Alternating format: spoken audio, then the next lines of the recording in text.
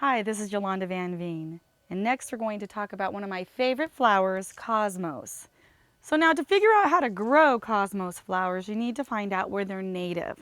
Now cosmos are native to Mexico, so they like dry, arid, hot conditions. So you wouldn't want to plant them in wet clay and lots of compost and really wet, soggy conditions. They do much better in extreme heat and poor soil and lots of water, but dry them out in between completely. Because if they stay wet in any way, they'll rot right out, even in the middle of summer. Now cosmos are an annual, so that means you have to start them every year. You don't just plant them one year, they don't come back the next year. You've got to start them in the spring each year because they freeze out in the winter if you live in a cold climate. If you live in a warm climate, a lot of times they will come back from year to year, just from the plant itself. So when you're starting the seeds, okay, so as you notice, they're just small seeds, and you want to plant those about a half an inch to a quarter inch deep, and you can put them right into the soil, or you can put them right into a container, or you can start them in seed trays first, which is one of the easier ways to do it. And I like to put just a couple per seed tray.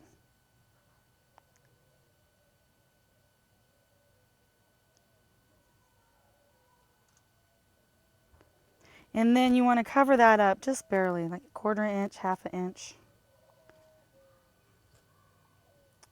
And whether you start them in a seed tray or you start them in the ground, so whether you start them right into the soil or you start them in a seed tray, when you water them, make sure not to use a heavy stream. Try to get a mister or put some cloth on top so that it just drips down and then it's not a heavy stream and that the seeds just wash away.